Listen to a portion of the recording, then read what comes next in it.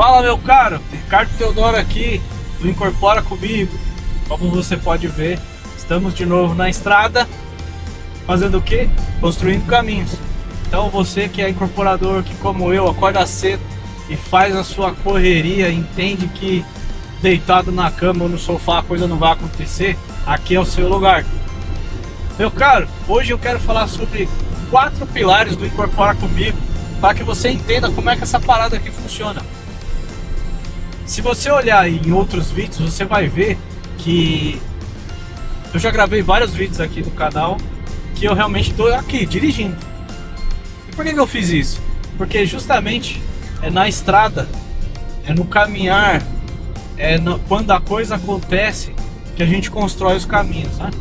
Que a gente faz com que as coisas realmente existam. E por que eu estou te contando isso? Porque o Incorpora Comigo, ele quer ajudar você, pequeno e médio incorporador, a ser alguém de relevância na sua região. Como é que a gente vai fazer isso?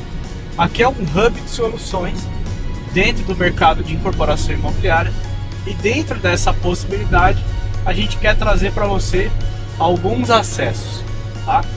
E como é que isso vai funcionar? Vai funcionar da seguinte forma. Pilar número 1, ou acesso número 1. Esse pilar, ele propõe que você tenha acesso ao conhecimento. Tá, de que forma isso vai acontecer? Isso vai acontecer de maneira gratuita, ao vivo e online, toda quarta-feira aqui no nosso canal. Você precisa se inscrever no canal para que você seja notificado e que você receba na hora em que a transmissão vai começar a informação correta. Ah, Teodoro, mas e se eu quiser ter acesso a essa informação depois? Como é que vai funcionar? Olha, assim que a live termina, a informação vai sair do ar, tá bom? Quer participar da informação, quer rever a informação, você vai precisar participar com acesso à nossa plataforma. Ah, legal. E o que é essa informação? Bom, toda quarta-feira, às 19 horas, a gente vai fazer uma transmissão ao vivo falando sobre técnicas aplicadas ao mercado da incorporação imobiliária. Como é que faz? Como é que cria? Como é que elabora? Com quem eu falo? Quem é o especialista? Quem cuida do quê? Qual é a rotina de um incorporador? Onde que começa a parada toda? Cara, eu tive uma ideia, acordei um dia de manhã e resolvi que vou construir um predinho ali de 4 apartamentos ou um condomínio horizontal de casas com 4 casas. Como é que eu começo? Por onde eu começo? Com quem que eu falo? Então são coisas, são dúvidas que a gente tem ali no dia a dia e que a gente vai passar esse conteúdo para você aí durante todo esse ano, tá bom?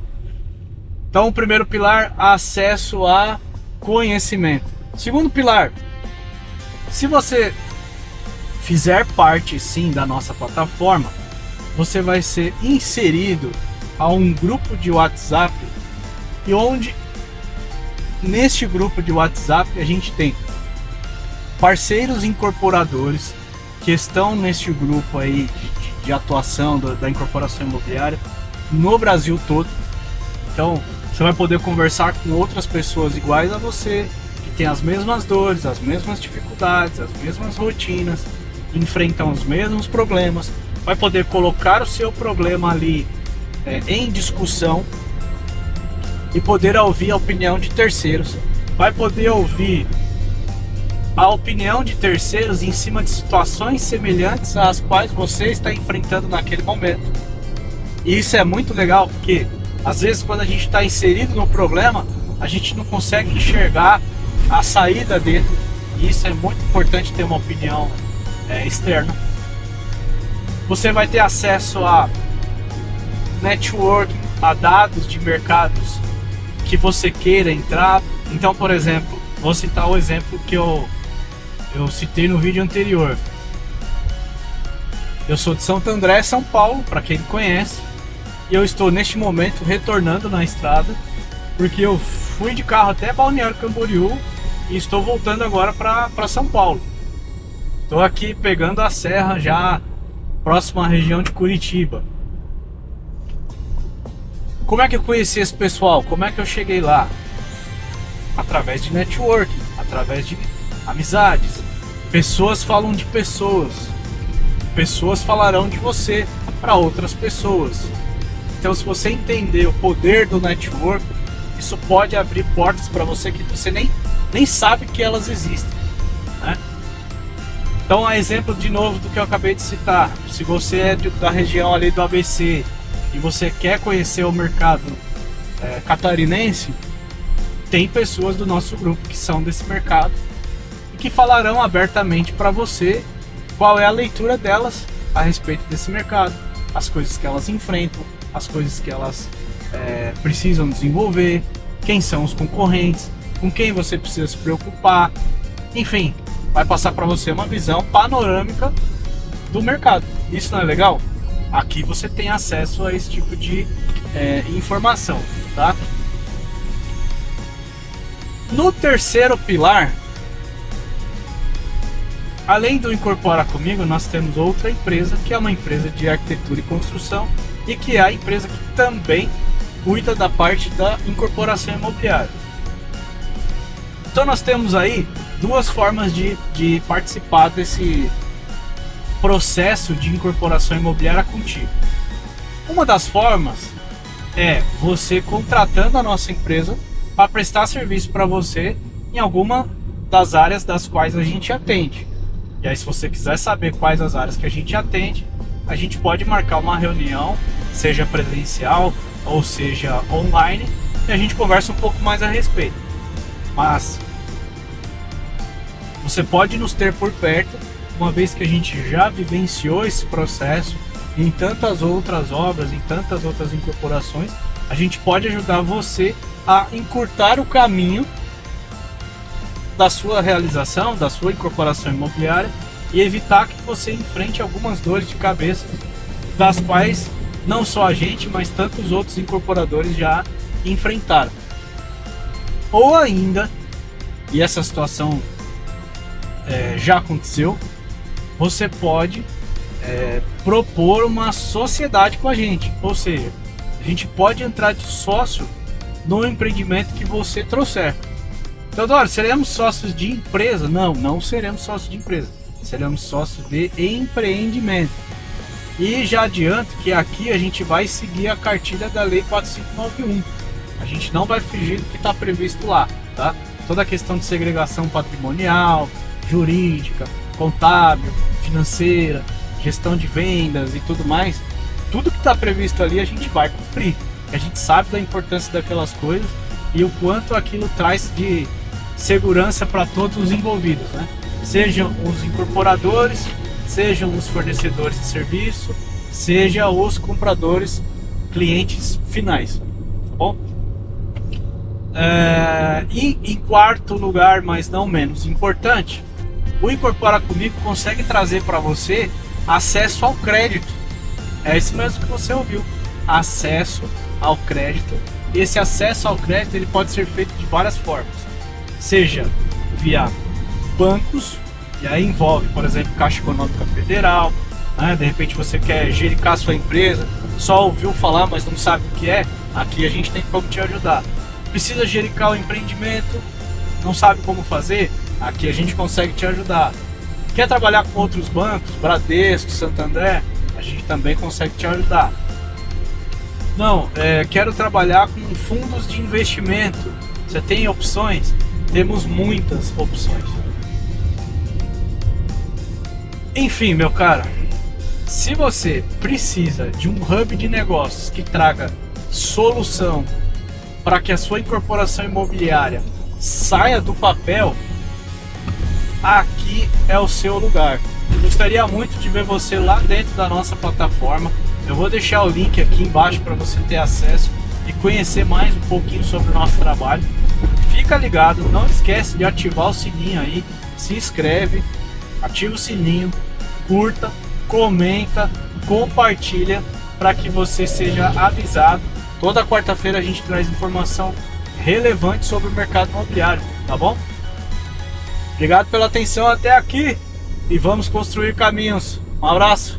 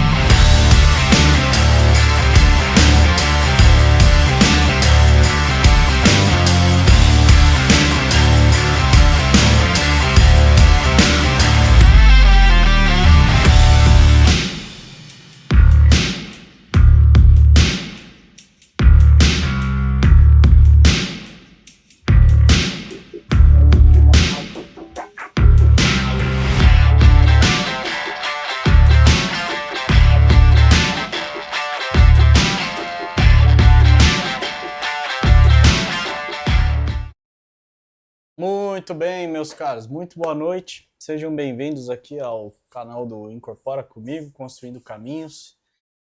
Obrigado por estarem aqui mais uma vez. E já de cara, eu quero dizer uma coisa que hoje, este vídeo, ele é totalmente gravado. Eu não estou ao vivo. Estou deixando esse vídeo gravado para que você possa acompanhar.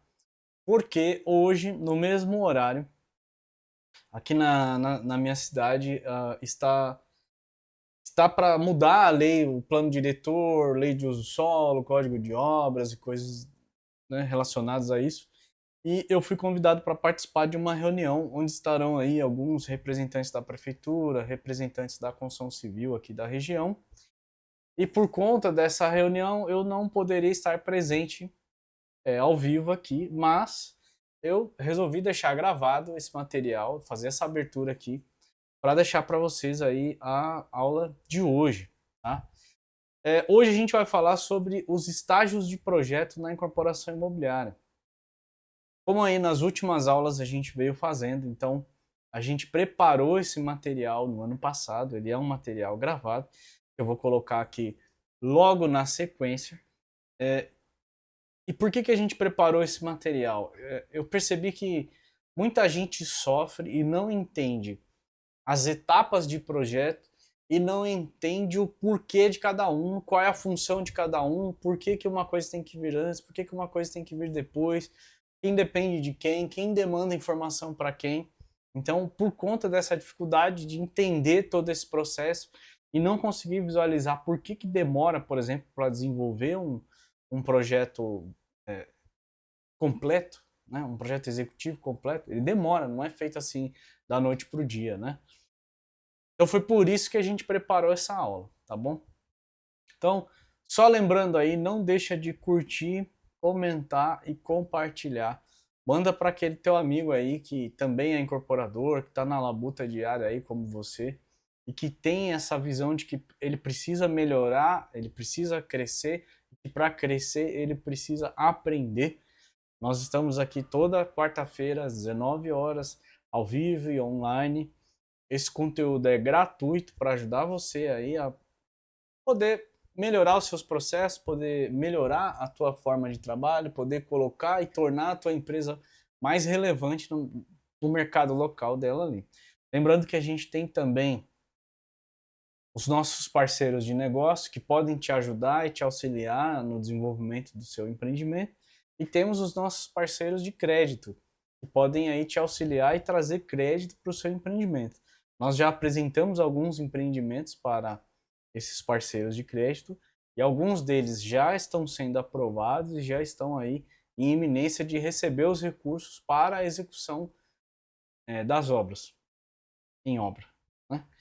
Então fica ligado, se você for uma pessoa que precisa, se a sua empresa precisa, se você tem um empreendimento para começar, ou se você tem um empreendimento para finalizar, a gente tem soluções de crédito para você, tá bom? Então, sem mais delongas, vou transferir para você que você entenda aí sobre os estágios de projeto. Espero poder contribuir mais uma vez, como a gente vem fazendo aí ao longo das quartas-feiras, tá bom? Então, fique com a aula aí, até mais. E seguindo aí para, então, o tema de hoje, a gente vai falar sobre estágios de desenvolvimento de projetos, e aí acrescento aqui, na incorporação imobiliária. Eu tô um pouco ofegante, porque eu fiquei praticamente o dia todo no ar-condicionado hoje, meu nariz tá meio sinusite, renite, atacou, sei lá, mas vamos em frente. Então vamos lá, como eu falei, esse tema aqui ele surgiu de uma conversa com alguns incorporadores. Inclusive hoje se refletiu numa reunião que a gente teve de manhã com um cliente novo e uma incorporadora nova aqui da cidade de São Paulo, né? Eles não têm muito a plena compreensão sobre exatamente isso daqui que a gente vai falar hoje. Eu até deixei o convite para eles poderem entender isso daqui, né?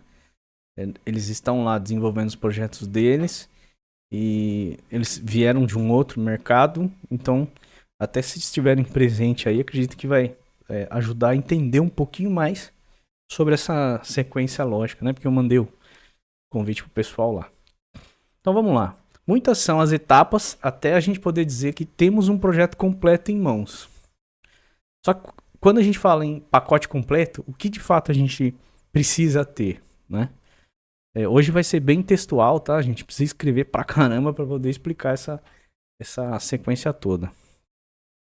Nós vamos nos ater ao fato da incorporação imobiliária, tema central dos nossos encontros semanais. A gente poderia falar de outros segmentos, institucionais, saúde, enfim, a gente poderia, mas eu quero me ater ao fato aqui do mercado da incorporação, tá bom?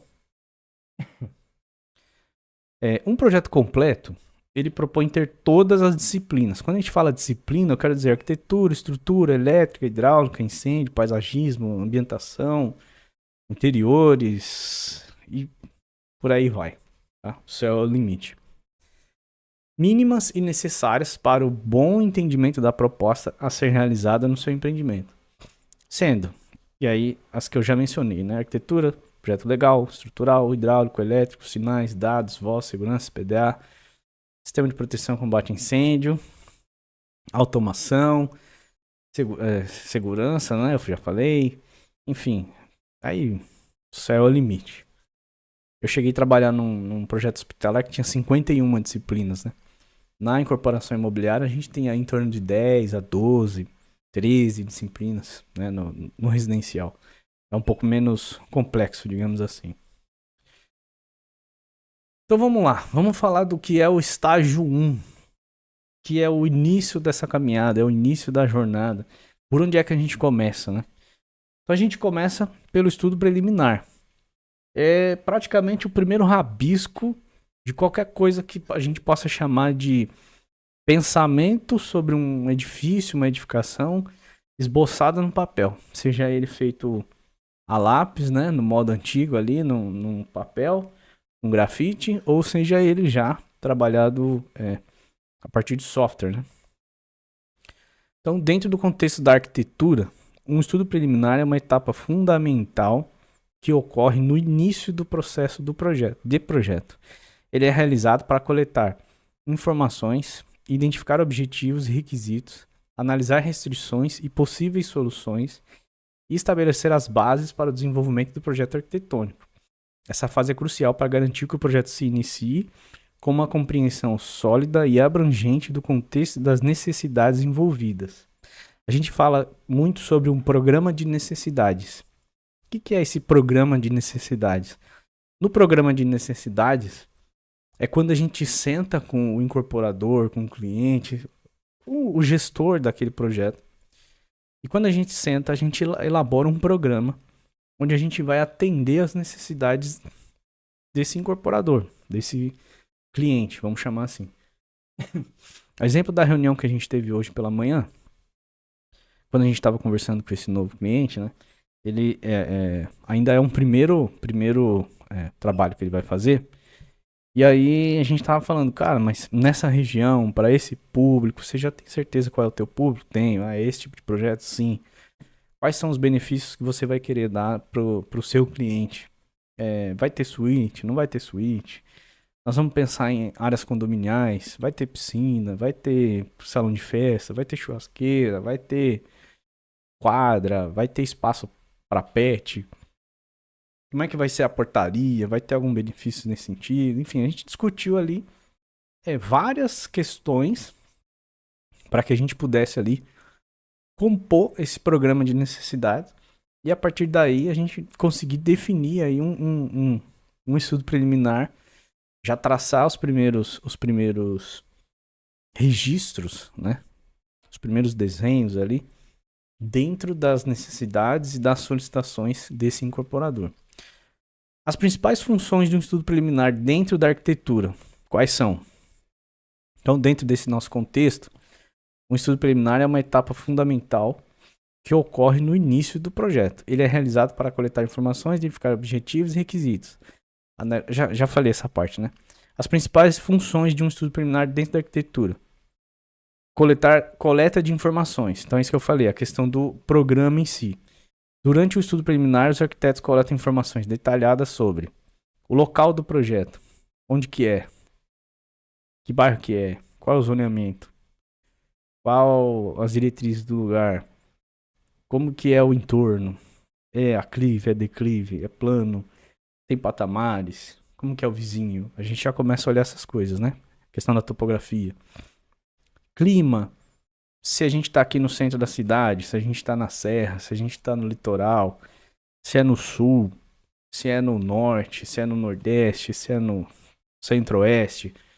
Cada clima tem um comportamento e a gente precisa pensar na edificação de uma maneira distinta, né? Contexto histórico e cultural, regulamentações legais e normativas, infraestrutura existente, se tem transporte público, se tem asfalto, guia, sarjeta, energia, se tem água de consumo, esgoto, coleta de lixo, tudo isso é importante para você desenvolver um novo produto, um empreendimento, né? E outras informações relevantes. Isso ajuda a criar uma compreensão abrangente do ambiente em que o projeto será desenvolvido. Ou seja, todas as compreensões iniciais, todos os dados iniciais, todos os princípios básicos, vamos dizer assim, para você começar a compor e falar assim, agora eu tenho uma ideia do que poderá ser esse edifício, acontece nessa etapa. Ricardo, e os outros projetos complementares? Estrutura, elétrica, hidráulica, aquele monte de coisa que você falou. Já chegou a hora de trabalhar com esses caras? Ainda não. Mas por que não? Porque a gente ainda não tem o produto definido. A gente, nesse estágio aqui, ainda vai discutir muito sobre que direção que esse projeto vai tomar. Para onde que ele vai seguir. Quantas unidades ele vai ter? A gente vai explorar o máximo potencial construtivo do lote. A gente vai trabalhar com um pouco menos. A gente vai priorizar mais as áreas condominiais. A gente vai priorizar mais as áreas individuais, né, de uso privativo. Vamos ter uma vaga, 2 vagas. Não vai ter vaga. Vai ter vaga de moto. Vai ter vaga de Uber. Vai ter vaga de carga e descarga. Vai ter vaga de idoso. Vai ter visitante. Enfim. São várias coisas que a gente ainda está discutindo aqui e que a gente ainda não definiu a ponto de já ter um produto e entregar para esses caras. Então ainda não é o momento de falar com eles. Exatamente sobre isso daqui, ó. Definição de objetivos. Os objetivos e metas do projeto são estabelecidos nesse estágio. Os arquitetos trabalham em estreita colaboração com os clientes, porque a gente faz um bate-bola muito forte. O nosso recorde, se eu não me engano, de revisões foram 17. A gente revisou o estudo preliminar 17 vezes até a gente chegar numa solução. E aquele cliente falou assim, cara, agora é o que eu quero. E aí você vai falar assim pra mim, pô, Ricardo, mas como assim, cara? 17 vezes? Você não sabia o que você tava fazendo? Cara, a gente até sabia. Mas o cliente era um cara indeciso. Principalmente quando envolvia um terceiro na história toda que nunca nem havia construído, nunca havia pisado numa obra, não sabia de algumas coisas que eram importantes. Então, nesse caso, a gente sofreu bastante. Mas eu digo sofreu não com pesar. Por quê? Porque nós aqui, a gente tem um compromisso de que a gente vai trabalhar até dar certo. Não é para ver se vai dar certo. Então, às vezes, a gente acerta na terceira revisão, na quarta revisão. É comum ter 3, 4, 5, 6 revisões, é comum ter. Porque quando a gente fala de um projeto de um edifício, né, a maioria dos trabalhos que a gente faz todos são voltados para multifamiliares, sempre são projetos grandes. E é muita informação que a gente tem que lidar. A gente até está acostumado, mas às vezes esse cliente não está. Então até ele poder olhar e concluir, é normal ter revisões, né? É nessa etapa que é importante a gente ter exatamente a paciência e a tranquilidade de que isso é necessário e discutir a exaustão na definição do produto. Por quê? Porque lá na frente, quando a gente for envolver as outras disciplinas, eu não vou poder ficar mudando a regra do jogo toda hora. Ou seja, você contratou a equipe de arquitetura, você não definiu o produto e já disparou esses caras para trabalhar. Eles vão trabalhar, vão gastar a hora técnica deles e depois no meio do caminho você muda a regra do jogo. Olha, esse banheiro era assim, agora ele é assim. Ora, essa cobertura era assim, agora ela é assado. Olha, cara, não dá. O cara tem que refazer o trabalho dele. Então, a importância da definição do produto nessa etapa aqui é justamente para deixar claro na cabeça de que as tomadas de decisão não influenciam só naquilo que eu quero, mas influenciam no trabalho da equipe toda. Se eu tomo uma decisão de mudar uma vírgula no projeto e não aviso os outros projetistas, o que você acha que vai acontecer em campo? Será que eles vão executar com a informação correta ou vão executar com a informação errada? E aí vem uma segunda pergunta que é: eles não têm bola de cristal. E se tiver, provavelmente vai estar sem bateria.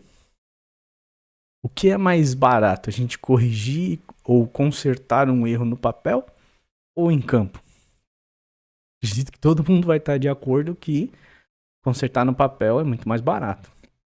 Por isso que eu insisto, embora eu entenda todas as justificativas e argumentações, elas são plausíveis, porém é importante esgotar muito bem essa etapa de anteprojeto, porque é ele quem vai ditar o ritmo, é ele quem vai dar as regras do jogo. E depois que essas regras foram definidas, só segue o plano. Você elaborou um plano, segue o plano. Não muda no meio do caminho. Porque senão, além de você ter o desgaste da equipe que já trabalhou, já desenvolveu, já pensou, já documentou, e ela tem que voltar a estaca zero, você também vai ter que arcar com esses custos. Embora, obviamente, são muito menores do que você ter que fazer isso na obra. Imagina, você mandou o projeto errado pro seu fornecedor, pra construtora, pro seu empreiteiro, enfim. O cara executou conforme aquela informação e aí você descobre depois que a informação que foi para ele estava errada. A responsabilidade é de quem?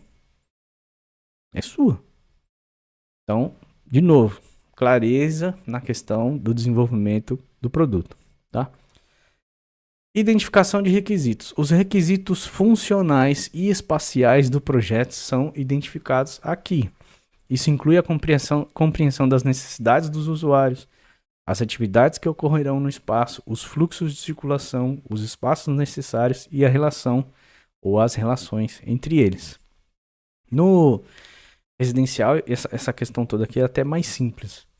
Mas se a gente estivesse falando de edifícios assistenciais de saúde, hospitais, por exemplo, aí isso aqui é uma outra parada, é um outro jogo.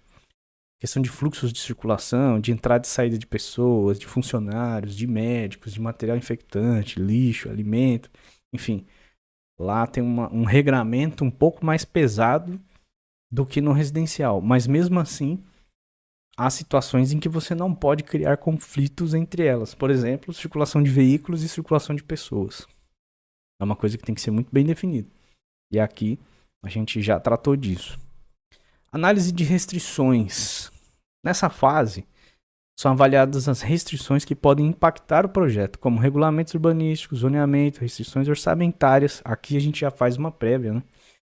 Limitações tecnológicas, restrições ambientais e outras limitações que possam surgir. Aqui é aquela primeira leitura de análise de risco. Ricardo, a gente já tem todas as informações para garantir que isso daqui realmente foi, os riscos, né, que a gente foram identificados aqui sejam mitigados? Não, a gente não tem todas as informações.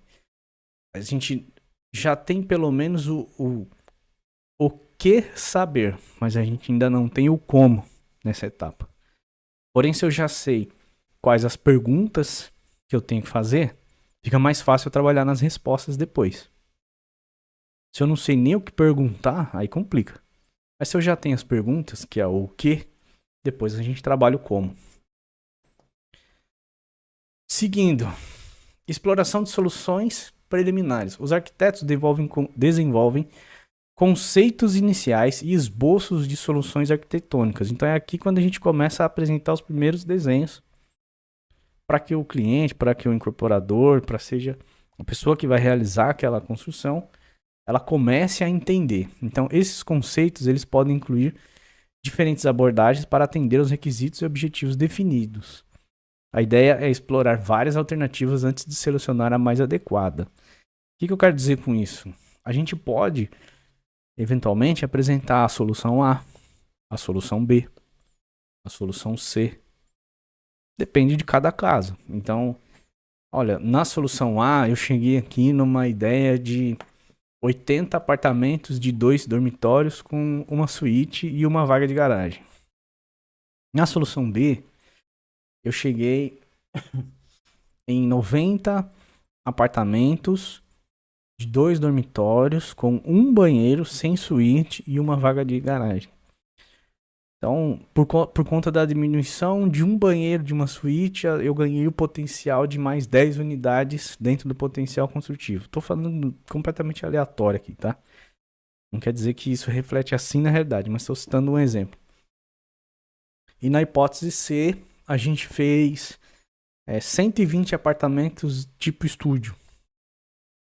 Não é de 2 dormitórios e nem com suíte ou sem suíte, são estúdios. Então o incorporador pode pegar esses 3 estudos e fazer uma pré-análise e escolher. É uma situação que é comum e que acontece? Sim.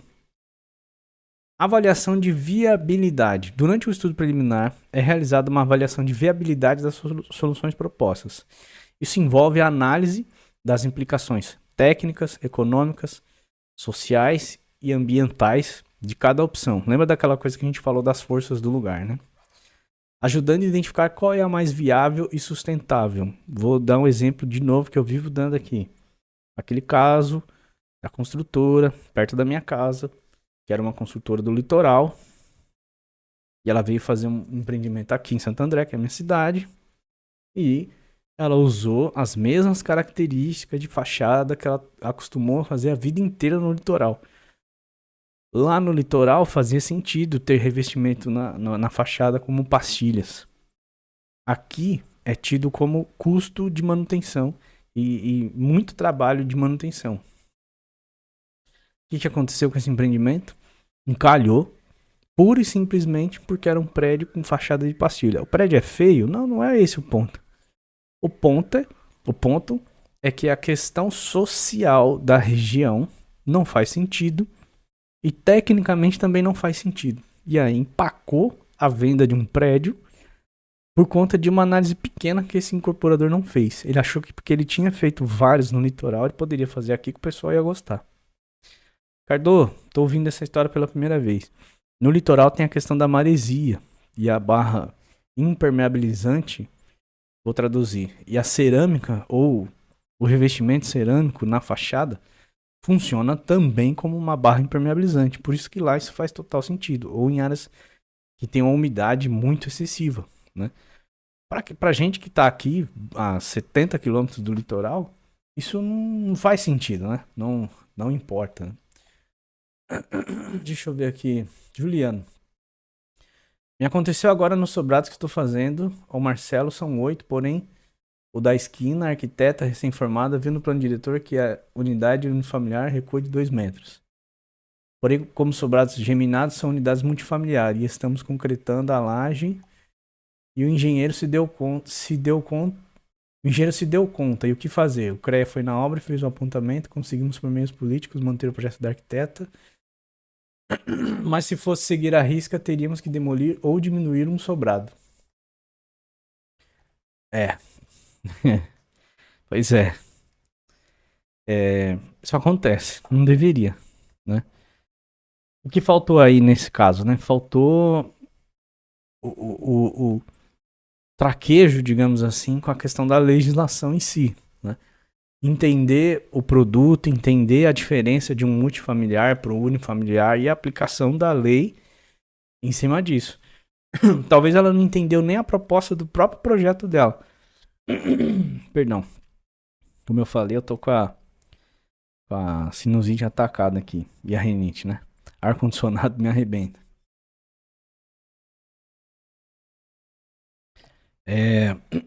Isso é uma coisa um pouco comum também entre arquitetos, que é ele foca muito na questão do desenvolvimento do projeto, do melhor projeto, tem que ser bonito e tal, não sei o quê. Mas ele esquece do fator negócio. Ele esquece de entender sobre o que é o negócio da construção civil e o impacto disso, né? Ele acha que o trabalho dele acaba quando o projeto dele é entregue. E não, né? O sucesso do negócio do cliente dele é o sucesso dele, né? Imagina se o teu cliente aí, o Marcelo, tivesse que demolir uma casa inteira agora, o tamanho do prejuízo, né? Com certeza, ele não vai mais contratar o trabalho dela, né? Ele vai optar por outro, né? Enfim, seguindo aqui. Definição do escopo, né? Com base nas informações coletadas e nas soluções exploradas, é definido o escopo do projeto. Ou seja, já fizemos todas as revisões. Já acertamos todos os detalhes. Já sabemos o que a gente quer. Isso envolve a determinação dos elementos e espaços que comporão o projeto, além de estabelecer uma estrutura básica para o desenvolvimento do projeto arquitetônico. Ué, mas isso aqui não é o projeto arquitetônico? Não. A gente está em 2 fases anteriores a ele ainda. Vamos chegar lá. Em resumo, um estudo preliminar na arquitetura é uma etapa crucial que estabelece as bases para o desenvolvimento do projeto arquitetônico bem-sucedido. Ele engloba a coleta de informações, definição de objetivos, identificação de requisitos, análise de restrições, exploração de soluções preliminares, que é aquilo que eu falei, né? A gente sabe o que, mas a gente ainda não sabe direito o como. Avaliação de viabilidade e definição do escopo do projeto. Essa fase ajuda a garantir que todas as decisões subsequentes estejam fundamentadas em uma compreensão profunda do contexto e das necessidades do projeto. Cardo, você falou para mim que você sabe o que fazer, mas não sabe como. Estou exagerando, né, nessa questão. A gente, na grande maioria das vezes, a gente sabe o como, por quê, por causa da experiência, porque a gente já fez isso mais de uma vez, porque a gente conhece o sistema que está sendo proposto, enfim. A gente só não tem isso definido e escrito no papel. A gente ainda não teve a condição ou o tempo suficiente para esboçar isso no papel. Por isso que nessa etapa eu disse que a gente tem definido o que, mas não exatamente o como, tá? Então, seguindo aqui. Estudo preliminar aprovado. Você entregou para o teu cliente uma versão impressa. Ele foi lá, deu um chamego lá, você guardou essa cópia contigo. Lá na pasta lá. Pô, Ricardo, você ainda trabalha com cópia física? Pô, eu trabalho, cara, eu gosto. Eu prefiro. Se perder, perdeu. Mas eu gosto. Eu tenho cabelo branco, então tem algumas coisas que eu ainda sou a moda antiga, né? Estudo preliminar aprovado quer dizer o seguinte. O cliente concordou com o que você propôs. Vencemos a etapa de definição do produto. Qual é o estágio 2? Estágio 2 é o anteprojeto. Que aí entramos numa fase intermediária ao pacote todo aí de projetos. Cara, já chegamos no projeto executivo? Não, ainda não. Agora a gente vai preparar a base que vai gerar informação suficiente para o projeto executivo. Caramba, para mim era tudo uma coisa só. Não, não é não. Primeiro a gente define e a gente trabalha sobre o que fazer. Depois que a gente trabalhou sobre o que fazer, a gente vai para o segundo momento, que é o como fazer. E esse como fazer, ele é dividido em 2 etapas. Então, a primeira etapa, que é o que eu estou chamando aqui de estágio 2, é a etapa em que a gente vai, de fato, preparar o que a gente chama de base arquitetônica. Essa base arquitetônica é quem vai gerar todas as informações necessárias para o desenvolvimento de todas as disciplinas. O AutoCAD, né, que é uma ferramenta que a gente ainda utiliza aqui, ele tem um tal de um comando que se chama xref. E o que é esse xref? É um arquivo base que, a partir da leitura que é feita nele, você trabalha em todas as outras disciplinas. Parafraseando ou dando um exemplo mais simples para quem não conhece o software, pega o Excel. Então você vai lá numa célula X e coloca lá o número 100, por exemplo. E aí do lado você elabora, sei lá, 50 fórmulas que todas elas utilizam esse número 100 como referência. Se você apagar esse número 100 e escrever lá 200, todas as fórmulas vão se atualizar com base naquela referência que você deu. Então a base de arquitetura ou o anteprojeto faz o mesmo efeito. A gente criou uma base, um desenho base, que é quem vai alimentar todo mundo. Digamos que aconteceu uma catástrofe e no meio do processo a gente descobriu que a gente não vai conseguir fazer um ambiente X, não importa qual, da maneira como a gente tinha previsto inicialmente, porque o cara da estrutura não havia ainda tido a oportunidade de avaliar aquela coisa, o arquiteto, por alguma razão, também não viu, e precisa mudar essa base para uma solução diferente. Dá um exemplo aí, sei lá, um corredor que tinha 1,20 m de largura, agora ele precisa ter 1,50 m. Pô, você andou 30 centímetros de um corredor, que dependendo da extensão desse corredor, você vai influenciar em 8 apartamentos, 10 apartamentos. Imagina, qual o impacto disso no projeto inteiro, isso vezes todos os andares. A pancada é forte. Mas pode acontecer? Pode. Você vai voltar em todas as disciplinas e corrigir isso tudo? Não. É por isso que a gente trabalha o anteprojeto. O anteprojeto é a base, é a mãe de todos, né? Detalhando um pouco sobre isso, o anteprojeto também é conhecido como pré-projeto ou projeto conceitual. O nome mais comum é anteprojeto. É uma etapa intermediária no processo de desenvolvimento de um projeto arquitetônico. Ele ocorre após o estudo preliminar e antes da elaboração do projeto executivo. O objetivo principal do anteprojeto é refinar as ideias e conceitos iniciais, transformando-os em uma proposta mais detalhada e coerente que possa ser avaliada com mais precisão antes de avançar para as etapas de projeto mais detalhadas. Como eu disse, essa base aqui, mais à frente eu vou mostrar um fluxograma sobre a sequência das coisas, né?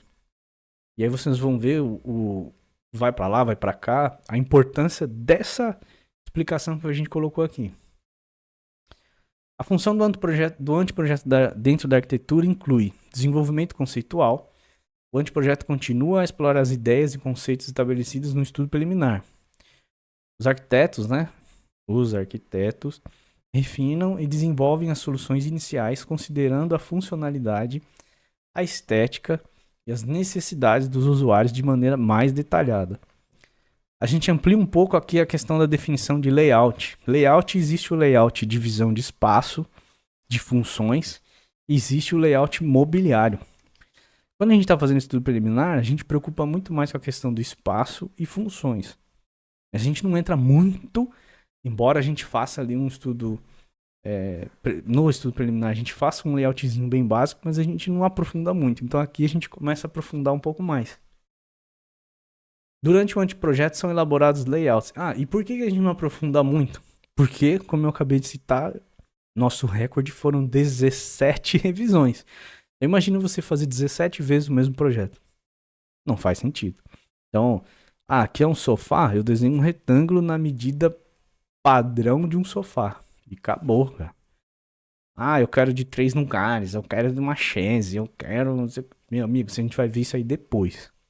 Agora, você precisa saber, no estudo preliminar, por exemplo, você precisa saber que tem espaço suficiente, beleza? Lá na frente a gente vê com mais detalhes, mas na fase inicial a gente precisa saber se cabe. Considerando a funcionalidade, estética, as necessidades dos usuários de maneira mais detalhada. Definição de layout. Durante o anteprojeto são elaborados layouts mais precisos dos espaços, definindo a disposição das áreas funcionais, circulações e relações espaciais.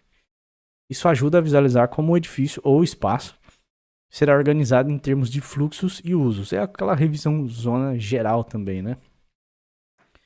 Estudo de massas e volumes. Nessa fase, os arquitetos começam a trabalhar com massas e volumes mais definidos. Eles esboçam a forma geral do edifício, incluindo os elementos estruturais e a relação entre diferentes partes do projeto. Quando a gente fala de estudo de massa, é entender também a implantação dele no lote. Entender a relação dele, a altura com o entorno, entender se ele tá na melhor, né, de repente é um terreno grande e tal, se ele tá na melhor posição solar, se a gente tem alguma maneira de retrabalhar isso, se é possível, se não é. É nesse momento que a gente começa a avaliar isso tudo. A questão do volume, né? Que é a questão da altura, os recuos, o que está previsto em legislação. A gente tá com uma situação de um projeto aqui que a gente fez um estudo preliminar inicial e agora a gente está afinando um pouco mais e a gente está tendo que rever algumas medidas ali. Coisa de 15 centímetros de cada lado do prédio a gente está tendo que ajustar porque a gente entrou mais no fino da informação. Isso acontece quando a gente está vencendo essas etapas, né? Quando a gente fala incluindo os elementos estruturais, a gente tem já uma forma de trabalhar que quando a gente faz o nosso anteprojeto, a gente já lança os eixos estruturais e a gente já faz uma pré-forma que a gente chama de pilares.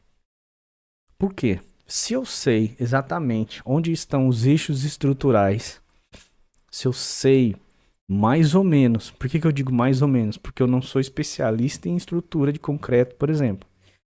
Então seguindo as normas, a gente faz ali um pré-dimensionamento desses pilares, a gente lança esses eixos e eu consigo ver a interferência dos andares superiores em relação aos andares inferiores. Se eu preciso mudar esse eixo de lugar, se eu preciso mudar o pilar de lugar, se ele cai em cima de uma porta, se ele cai em cima de uma janela, se ele me atrapalha a circulação de veículos embaixo, se eu preciso fazer uma viga de transição, se eu preciso ter uma altura maior no meu subsolo em função do deslocamento de um pilar e uma viga de transição. Então a gente já solta esse estudo já com essa informação para eu dar um norte para o engenheiro calculista. Eu não deixo ele sair definindo essa questão sozinho. E por que, Ricardo, você faz isso? Porque existem questões de ordem de código de obras, por exemplo, que um calculista ele não é prerrogativa dele observar. Vou dar um exemplo.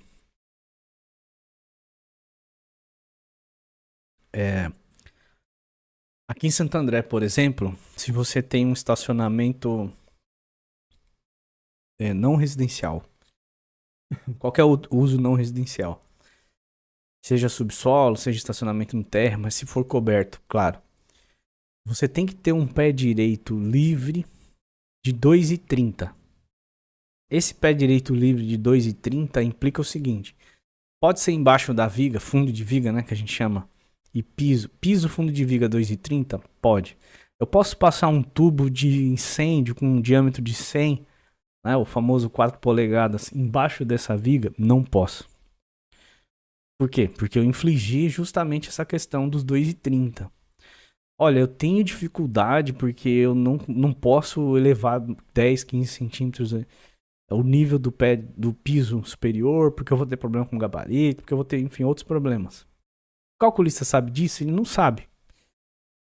Quem vai dimensionar esse intervalo de 15 centímetros, por exemplo, para a infraestrutura poder passar embaixo no fundo de viga e eu poder garantir que eu estou atendendo o código de obras que diz que eu tenho que ter livre 2,30 de altura? E aí você fala assim, cara, mas da onde esses caras tiraram 2,30? É uma regulamentação da questão de segurança. Segundo o que foi avaliado, com 2,30, uma ambulância, por exemplo, é capaz de entrar nesse estacionamento. Ou seja, se eu tiver lá 2 metros, por exemplo, porque eu enchi de tubulação embaixo da viga e precisar haver um resgate, como que essa ambulância vai entrar lá? A culpa é de quem? Do calculista? Não, é minha. Então eu preciso tomar esse cuidado de olhar essas questões, definir essas questões e avisar o calculista. Calculista, eu preciso que essa viga aqui ela seja mais larga e menos alta, porque eu preciso que o piso fundo de viga seja 2,50. Então você vai ter que dimensionar essa peça aqui, armar ela de um jeito diferente para que eu tenha um ganho na altura. Ele pode virar para mim e falar, Ricardo, não dá, cara, não consigo por N razão. Tá bom, então você vai precisar me entregar uma zona neutra e eu preciso fazer um furo para ter uma passagem de cabos aí nessa viga. Ou você já me entrega onde é que eu vou fazer esse furo, já venho com um molde, alguma coisa, na concretagem eu já vou concretar com essa passagem de cabo ali, que eu preciso fazer essa passagem. E aí a gente entra num acordo, eu atendo o código de obras e ele consegue dimensionar. Mas ele só consegue ter essa visão se eu der essa informação para ele. Então aqui a gente tem essa prática, né? Definição preliminar de materiais e estilo. O anteprojeto começa a explorar as opções de materiais, acabamentos e estilo arquitetônico. A gente já discute isso lá no estudo preliminar, mas do ponto de vista de tentar entender do cliente quais as preferências dele, do incorporador, seja quem for. Para que direção esse cara quer ir? Então a gente inicia essa conversa e aqui a gente começa a trabalhar já em cima disso. Embora os detalhes ainda não sejam definidos de forma exaustiva, porque aqui a gente ainda está no início desse processo, né? Essa etapa ajuda a estabelecer a aparência geral e a sensação do projeto. O que eu chamo de sensação de projeto? Hoje, pelo menos aqui na nossa região, está muito em voga a utilização de cores, tons de cinza, madeira, pedra e preto. Tá muito em utilização. Houve uma época que tinha tons de amarelo, tinha tons de laranja, cores primárias, vermelho, azul. Mas hoje isso deu uma acalmada. Eventualmente, você, incorporador, quer, cara, utilizar essas cores. São percepções de sensação. Não, eu quero o trivial, que é utilizar cores de tons pastéis lá, os tons segmentos de areia. Beleza. A gente começa a falar sobre isso nessa etapa e a gente já começa a dar um norte pro projeto. Você já tem definido todos os materiais aqui? Ainda não. Mas a gente começa a ter uma diretriz para eles, né? Avaliação de viabilidade. Durante o anteprojeto são realizadas avaliações mais detalhadas da viabilidade técnica. A gente já fez essa preliminar lá no estudo preliminar, mas aqui a gente começa a aprofundar um pouco mais. Como eu acabei de citar, a gente começou a olhar pé direito, a gente começou a olhar um pouco mais a fundo o código de obras, a gente revisitou a legislação. Notem que até aqui eu não falei de projeto legal. A gente vai falar dele um pouquinho mais adiante. Então aqui a gente também está preparando esse projeto para ser aprovado ainda, né? Uma base mais detalhada, mais confiável, né? Eu compatibilizo os níveis, por exemplo, porque a gente está falando aí de alturas de piso a piso e dimensionamento de escada, por exemplo. No estudo preliminar, a gente faz uma sugestão meio padrão. Vamos trabalhar com 2,80 piso a piso acabado? Beleza. Vamos trabalhar com 2,70, vamos trabalhar com 2,90, vamos trabalhar com 3 metros. Definimos as alturas. Agora chegou na hora de dimensionar a escada. Pô, cara, não deu 3 metros, deu 3,06. Então a gente precisa, né, retrabalhar e revisitar e confirmar essas informações nessa etapa. O anteprojeto, ele é a preparação para o projeto executivo. Como eu havia dito, ele é, vamos dizer assim, ele é a referência, ele é a base, né? O anteprojeto serve como base, deixei até grifado aqui, para a criação do projeto executivo. Ele é aquela célula que todo mundo vai buscar referência lá, que é a etapa seguinte. O projeto executivo é a etapa seguinte e mais detalhada do processo de projeto arquitetônico. O anteprojeto, ele fornece os elementos essenciais que serão desenvolvidos e refinados no projeto executivo, como plantas, cortes, elevações e detalhes construtivos. O famoso caderno técnico, né? É neste momento que serão enviados os desenhos aos parceiros dos projetos complementares, incluindo o projeto legal, o aprovativo, aquele que vai para a prefeitura. Ô Ricardo, mas por que você então não fez primeiro o projeto legal, aprovou e depois você disparou tudo? Nós vamos discutir isso um pouquinho mais adiante, tá? Na questão de ordem e de sucessão das atividades. Em resumo, a função do anteprojeto na arquitetura é transformar os conceitos iniciais em uma proposta mais detalhada e refinada, definindo a organização espacial, estudando massas, volumes, considerando materiais e estilo preliminares e avaliando a viabilidade do projeto. Ele também serve como base para a comunicação com os clientes e stakeholders. Stakeholders, para quem não sabe o que é, são as partes interessadas, né? Além de preparar o terreno para a elaboração do projeto executivo, onde os detalhes serão aprofundados e concretizados. Ou seja, agora eu tenho uma base confiável e posso dizer que eu tenho como seguir com esse material.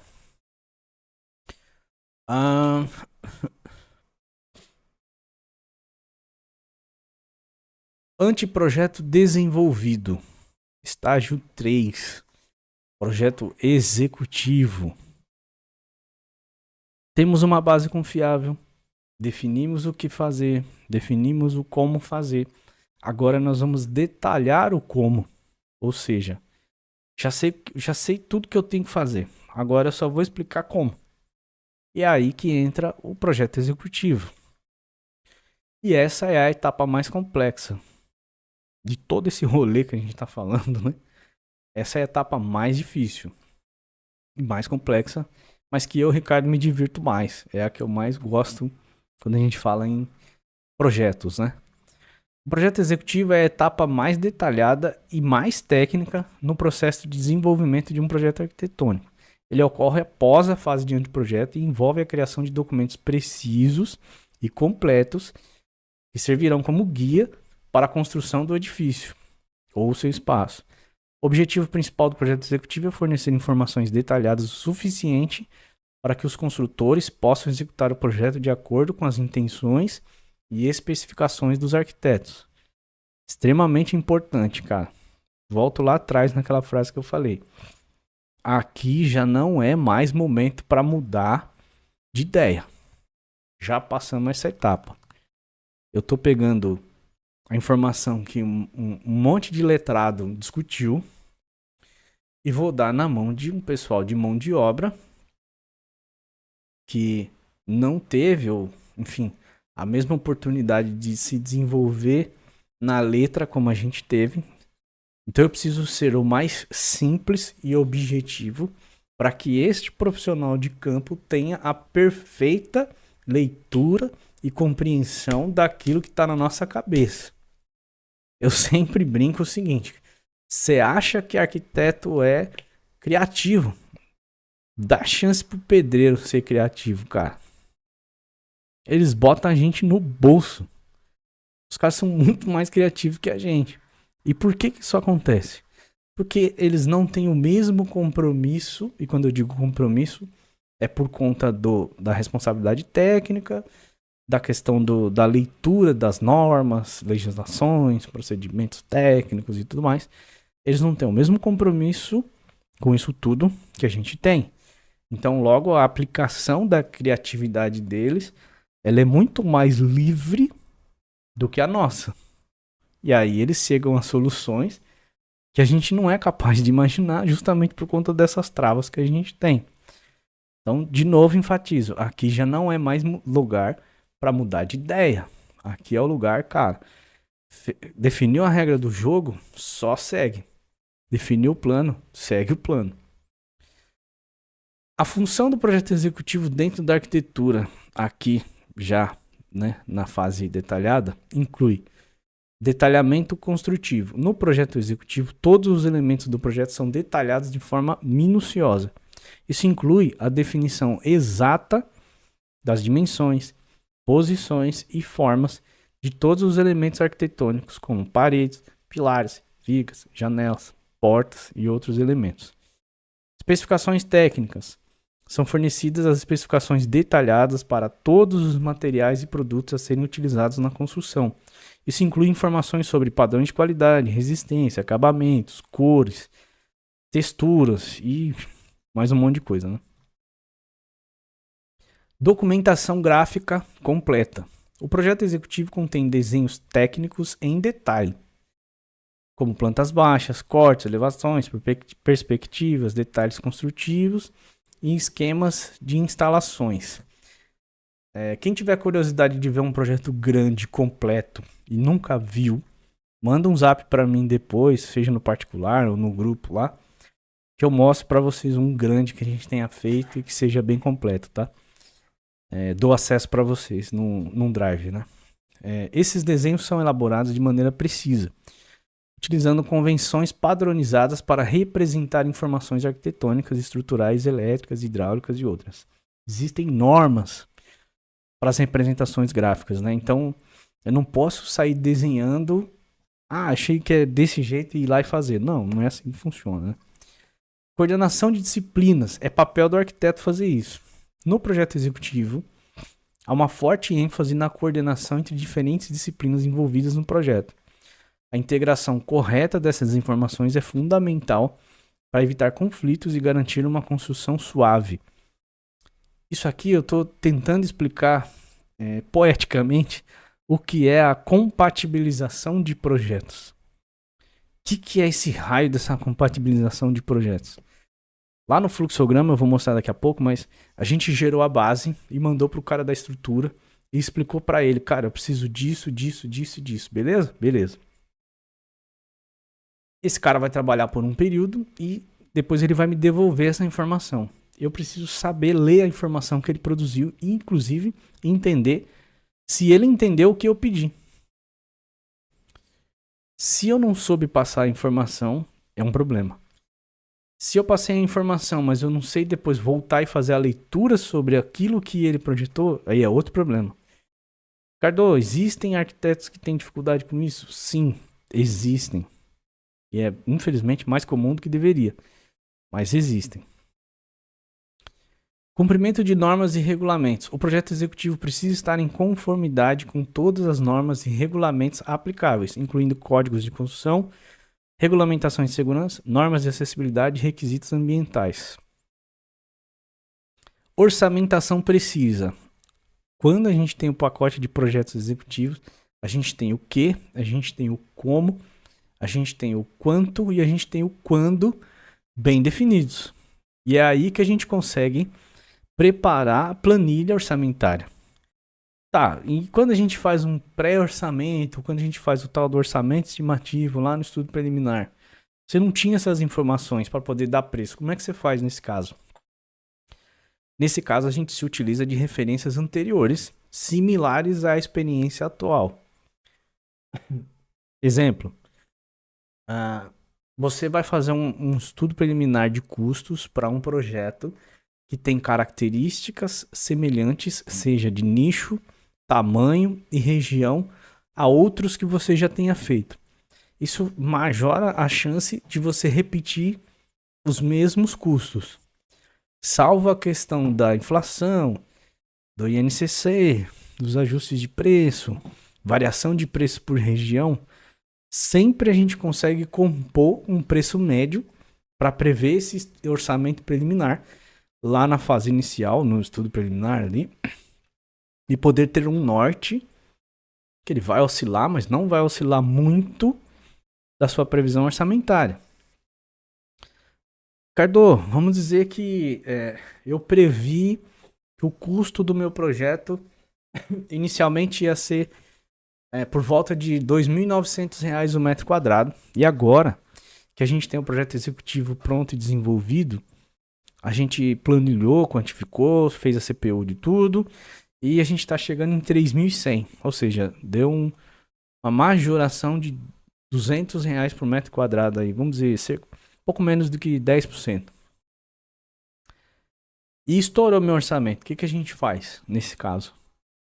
A gente volta para o projeto e revê quais são os materiais em que a gente possa mudar a especificação ou a aplicação deles no empreendimento de forma a praticar essa redução de custo.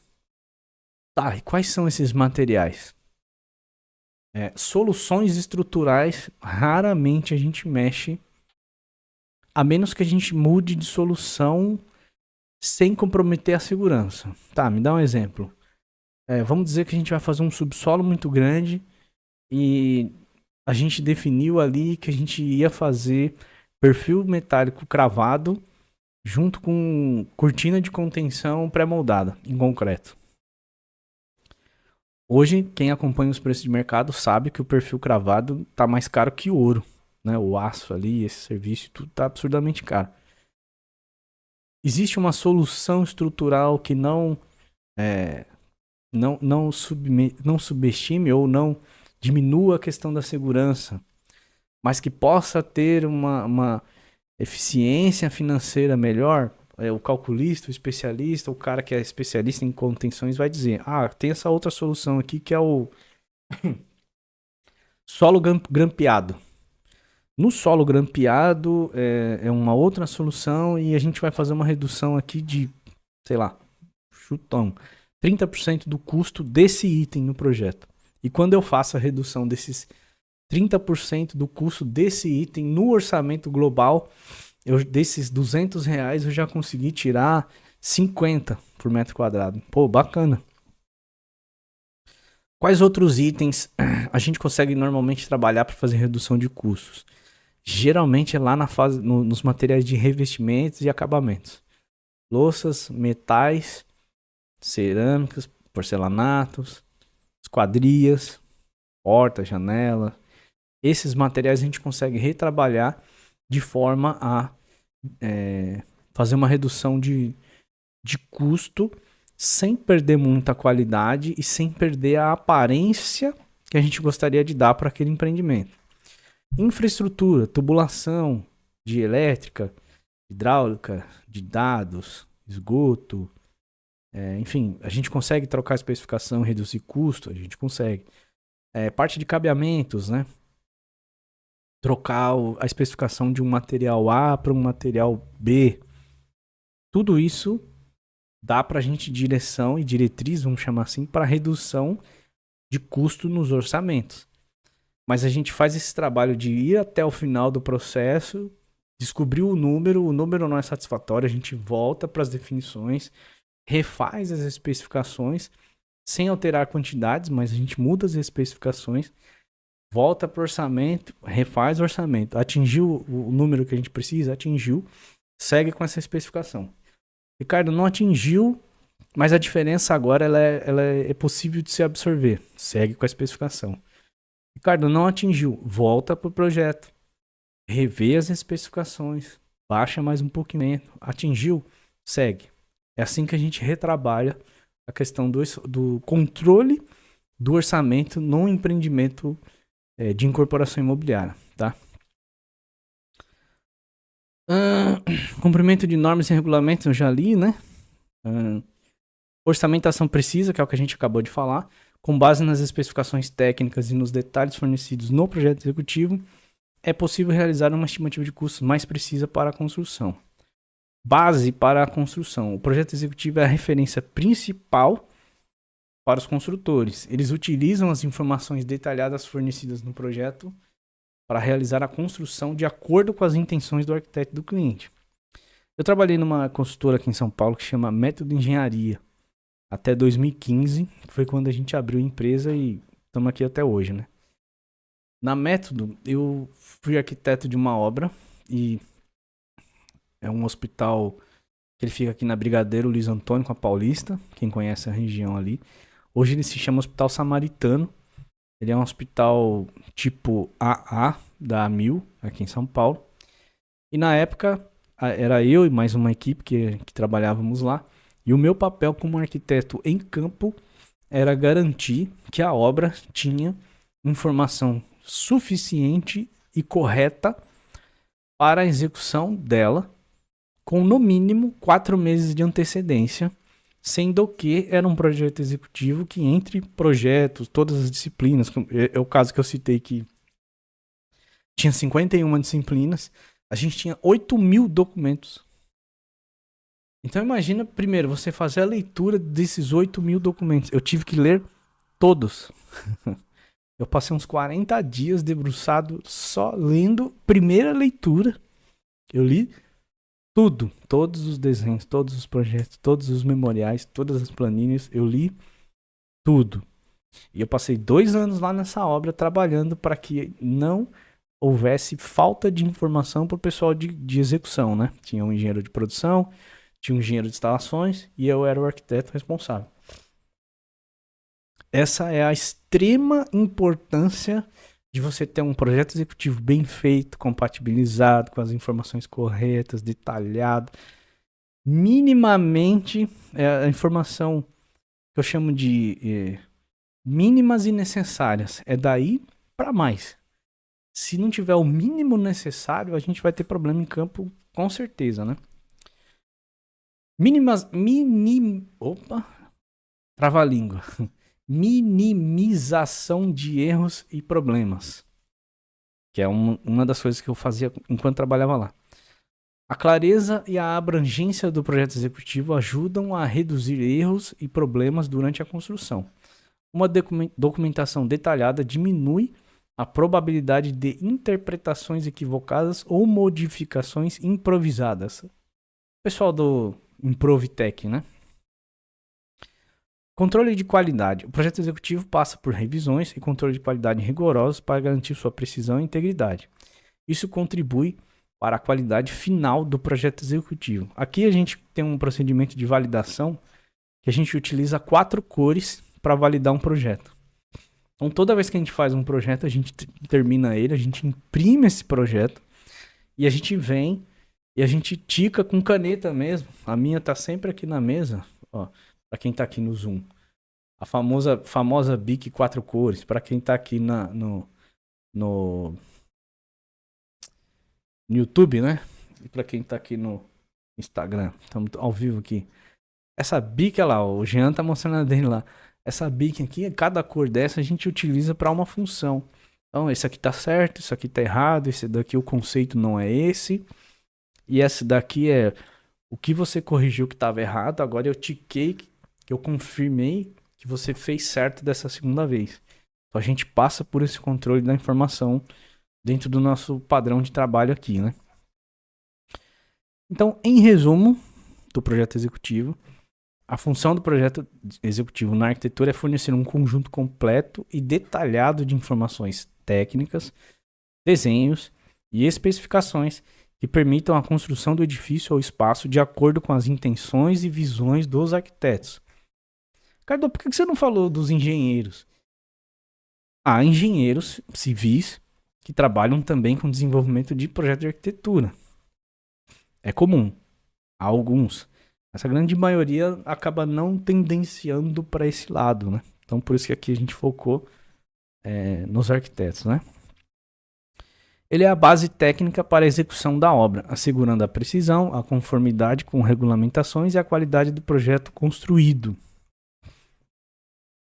Então aqui está a questão do fluxograma, né? Essa capa preta aqui é a fonte de onde a gente tirou essa imagem, né? E esse fluxograma ele tem aqui, está separado em 2 etapas, né? A etapa cliente-arquiteto. Deixa eu ver. Foi.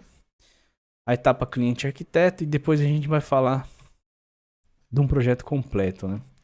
E aí eu tenho algumas provocações aqui para fazer.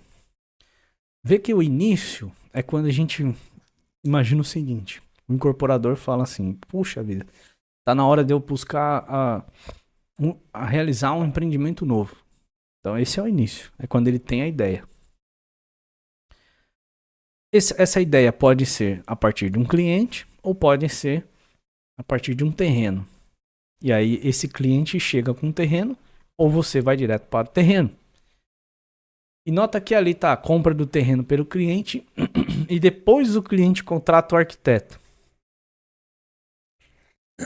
Essa é uma experiência que na minha visão ela é equivocada. Por quê? O cara ele não entende, não todos, mas vamos pegar o pior cenário. Ele não entende plenamente da legislação. Ele não entende, talvez, de código de obra. Ele não entende de zoneamento. Ele não entende de coeficiente de aproveitamento. Ele não entende de taxa de ocupação. Vamos dar um exemplo aqui de São Paulo. A zona ZEU, por exemplo, é uma zona que você, cara, pode quase tudo lá. O ZEU não, a ZEIS. E a ZM é uma zona super restritiva. Não pode quase nada. E aí o cara, ele visita uma área que é ZEIS e vê que lá, tipo, pode fazer um prédio gigantesco. Só que ele quer comprar um terreno numa área que o zoneamento é uma ZM. E aí, porque ele viu que foi feito num lugar, ele acha que no outro pode ser feito igual. E aí ele vai e compra o terreno. Gasta uma grana. Já começou errado porque o incorporador esperto, treinado, que conhece, ele não compra terreno, né? A gente já falou sobre isso. Mas o cidadão foi lá e comprou o terreno. E aí ele contrata o arquiteto. E aí ele descobre que não é possível fazer aquilo que ele havia planejado. Olha o tombo. O cara já fez um investimento de tempo, de dinheiro.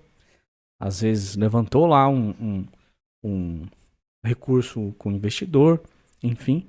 E aí ele descobre, nesse momento, que o que ele havia vislumbrado não era possível.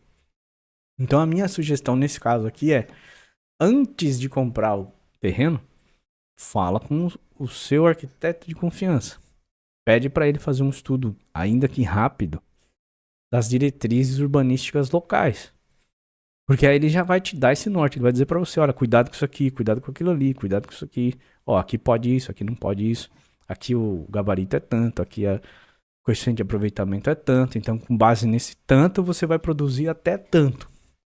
Esse até tanto é satisfatório para você? Sim, então compra. Não é satisfatório, então pula fora. Sem se apaixonar pelo terreno. Ah, mas é porque é perto da casa da minha mãe. Ah, mas é porque é perto do metrô. Ah, mas é porque é perto do aeroporto e eu viajo demais. Ah, mas é... Cara, esquece, velho. É número. Chegou no número que você precisa, ok. Não chegou, próximo. Simples assim. Arquiteto emite RRT no site do CAL. Olha só, registro de responsabilidade técnica, né? Começamos a trabalhar. Nota que ali embaixo tem lá o cara... Depois que entrou o terreno, né? Já se definiu o terreno. Contratou o arquiteto desenvolveu o programa de necessidades, já fez ali um checklist de documentos e alguns problemas, diretrizes, blá blá blá. Iniciou o estudo preliminar. Quando se dá o início do estudo preliminar, iniciou-se algumas atividades ali, ó. Levantar questões de documentais, né? Matrícula, IPTU, CNDs, enfim, a gente começa a olhar algumas coisas. Fazer uma visita no terreno, eventualmente um topográfico, laudo vegetal, né? Se caso o terreno tiver uma APP, um córrego, tiver árvores, enfim, a gente precisa fazer todas esses levantamentos, né? Solicitações e emissões de dados aí.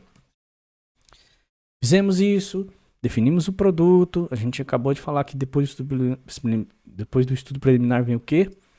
Anteprojeto. O anteprojeto gerou a informação suficiente para os complementares, gerou a informação suficiente para o projeto legal, gerou informação para o projeto executivo, segue para a obra após alvará. Então, tudo aquilo que a gente explicou, que a gente contextualizou, né? Agora a gente consegue enxergar aqui através desse fluxograma. Esse outro fluxograma aqui, ele mostra o mesmo processo, mas de uma maneira um pouquinho diferente, e eu até não vou me estender nele não. Daqui a pouco eu vou mandar o PDF para vocês e vocês vão poder entender um pouco sobre essa questão toda aqui. O que eu queria enfatizar, que é a questão, porque nós começamos a falar sobre o tempo, né? E por que demora tanto tempo para que a gente consiga desenvolver aí um projeto arquitetônico, né? Um projeto executivo completo. Em vias gerais, quando a gente fala em projeto executivo completo de uma incorporação imobiliária, em vias gerais, a gente fala em 180 dias. Por que 180 dias? Vamos considerar aqui o dia zero. Bom, o dia zero já aconteceu muita coisa antes dele, porque o incorporador já visitou o local, ele já viu o terreno, ele já conversou com o dono do terreno, ele já negociou, eventualmente ele já fez a compra, né? Vamos chamar de compra, não importa, ele fez a aquisição, já está com esse terreno disponível para o início dos desenvolvimentos daquela incorporação.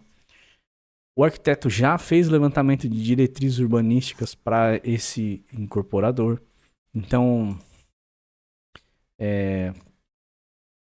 muita coisa aconteceu até a gente chegar nessa etapa de vamos dar o início ali da jornada, né? Fizemos o estudo preliminar. Cara, aquele dia a gente estava inspirado e em 10 dias a gente conseguiu desenvolver um estudo preliminar e mandou para o cliente e ele aceitou de primeira. Não teve nenhuma revisão. Passou-se 10 dias de trabalho, a gente mandou para esse cliente, ele passou 3 dias avaliando e devolveu para a gente. Então, vou fazer uma colinha aqui. A gente tem lá 13 dias de estudo preliminar. Esse estudo preliminar foi aprovado em 13 dias, ele está pronto para partir para o anteprojeto. Para partir para o anteprojeto, vocês viram lá que eu expliquei que a gente começa a trabalhar um material um pouco mais detalhado. E a gente começa a trabalhar com um pouco mais de informação, com um pouco mais de precisão, com um pouco mais... olhando mais para dentro da edificação e da legislação, das normas, dos códigos de obras, blá blá blá. Nesse caso aqui, aí eu vou precisar de mais 30 dias para desenvolver o meu anteprojeto de arquitetura, a minha base, como eu falei. Então já foram mais 30 dias. A partir desses 30 dias, o correto é eu disparar aqui o projeto estrutural, onde o cara do projeto estrutural vai fazer o anteprojeto dele. Ele vai me pedir também 30 dias para me devolver as formas que a gente chama, que é o dimensionamento de pilares, de vigas e lajes. Do dia zero até o dia que esse cara aqui vai me devolver o anteprojeto dele, já se passaram 73 dias. E a gente trabalhou poucas disciplinas. Quando esse cara me devolver o projeto dele, eu vou pedir 10 dias para fazer a compatibilização. O que é a compatibilização? Eu vou pegar a estrutura que ele propôs e eu vou sobrepor as minhas plantas e aos meus cortes e elevações e eu vou olhar todos esses dados.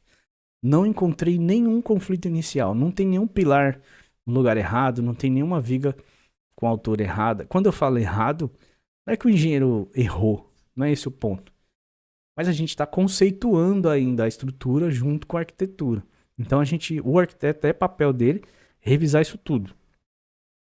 Revisamos, encontramos ali algumas interferências, a gente faz as anotações, os apontamentos e solicita para esse cara fazer as devidas correções ou ajustes. E ele me pede mais 10 dias. E aí em 10 dias ele me devolve de novo esse estudo preliminar. E eu preciso fazer o quê? Uma reverificação. Eu preciso de mais 2 dias. Ok, tá tudo certo. Tenho um estudo preliminar desenvolvido de estrutura. Quando eu tenho o estudo preliminar desenvolvido de arquitetura e de estrutura, é aí que eu disparo os outros projetos complementares, como estrutura, como elétrica, hidráulica, incêndio, qualquer outra disciplina. Por quê? Esses caras precisam saber onde tem pilar, onde tem viga, onde tem shaft, se eu posso furar, se eu não posso furar, onde que eu posso passar a tubulação, que altura que eu tenho, que altura que eu não tenho. E quando que eu vou conseguir mandar essa informação para eles? Quando eu conseguir juntar essas duas informações, que é a arquitetura, os níveis, os vãos, os shafts, junto com o que a estrutura me propôs. Então eu tenho aqui 13, 60, 70, 80, até essa presente data aqui, 82 dias. No dia 82, o estrutural começou a trabalhar o executivo dele, ele vai me pedir em média mais 60 dias. Por que ele vai pedir 60 dias? Porque ele vai detalhar as formas, ele vai detalhar as armações, ele vai ver fundação, ele vai ver contenção, ele vai fazer isso tudo se conversar, ele vai tabelar isso tudo, ele vai rodar o modelo dele, vai testar o modelo dele, tá tudo ok, aí ele vai exportar isso tudo para as folhas e vai mandar pra gente em mais ou menos 60 dias. Em paralelo, iniciou-se os caras das outras disciplinas que também vão me pedir 30 dias para fazer o anteprojeto deles e fazer a mesma coisa, mandar pra gente olhar e compatibilizar as informações deles, né? para ver se não tem as coisas caindo na mesma posição. Vou dar um exemplo. Tem uma tubulação de esgoto dentro de um shaft, ocupando o mesmo espaço que uma tubulação de 100 também de incêndio. A primeira lei da física diz que dois corpos não ocupam o mesmo espaço. Então a gente tem que determinar de quem é a prioridade. Então, para isso que serve a compatibilização. O incêndio, você vai lá pro outro lado e o esgoto fica para cá, beleza? Então, voltou. A gente precisa, como os de instalações é um pouco mais simples do que a estrutura. Em média, a gente precisa ali de 5 dias. E a gente já libera o cara para fazer a parte dele e ele vai me pedir mais 30 dias, em vias gerais. Então, enquanto o cara aqui da estrutura me pediu 60 dias, a instalação me pediu 65 dias no total. Porque ele fez 30 de anteprojeto, 5 para a gente validar e 30 para ele detalhar. E no caso de instalações, a gente não faz a segunda olhada. Porque ele são disciplinas mais simples, né? E que tem menos impacto de interferências quanto uma estrutura tem. Só que depois do dia 82, eu somei mais 65. E depois desses 65, o projeto arquitetônico, ele começou a ser elaborado lá no dia 82 e ele também vai precisar, em média, desses 60 dias. Então, todo mundo chegou lá na frente no final desse dia 65. Como eu já tô meio cansado, a cabeça cansada, então eu vou somar na calculadora. 82 mais 65, a gente tá falando de 147 dias. Falando de dias, não estou falando de dias trabalhados, né? Então são 147 dias úteis. Aqui a gente não tá considerando fim de semana, a gente não tá considerando feriado prolongado. Por mais que não pareça, todas essas pessoas aqui também gostam de descansar, de dormir, de curtir a família, de fazer alguma coisa que não seja trabalho. Então a gente somou aí 147 dias de desenvolvimento de um projeto. E aí quando você transforma isso daqui em dia útil, deu ou não deu 6 meses? Se bobear, deu até mais. A hora que você coloca aí que cada mês tem 4 fins de semana, eventualmente tem um feriado, 2, tem mês que tem até 3, dependendo do período. Se você cair de desenvolver um projeto em períodos de próximo ao final do ano, pode saber que depois do dia 20, a maioria dos escritórios fecha, dá férias coletiva para todo mundo e volta ali em torno do dia 10. Isso também acrescenta prazo na elaboração do seu projeto. Chat, tem alguém colocando aqui, o Gabriel, mais até. Sim, com certeza. Então eu quis mostrar hoje essa visão de por que dá tanto trabalho a gente pensar e a gente desenvolver um projeto. E por que a gente vê as grandes incorporadoras, às vezes elas vão lá, colocam a placa no terreno, fala em breve, e esse em breve parece que não chega nunca, né, cara? Esse em breve demora 2 anos e a gente não vê acontecer nada. Mas levou 1 ano ali pro cara fazer as aprovações, tirar as licenças, desenvolver projeto, fazer planilha. Você vê que quando termina esse projeto executivo, a gente ainda vai para a fase de orçamento executivo. Por quê? Porque vai detalhar, vai quantificar, vai, né, planilhar todos os itens, vai montar CPUs, aí vai para mercado, orça isso tudo, negocia, planilha. Isso vai aí em torno de mais uns 60 dias. Até você ter todo esse trabalho exatamente na ponta da língua para você falar assim, ok, estou a ponto de bala para começar a minha obra. Certo, meus caros? Agora eu queria abrir para perguntas. Deixa eu interromper aqui o compartilhamento e eu vou colocar a minha tela aqui do meu Zoom para transmitir aqui no YouTube também, para quem tá lá no YouTube poder ver a gente conversando aqui. Senhores, alguma pergunta? Falei pra caramba hoje, quase 1h30 falando aí.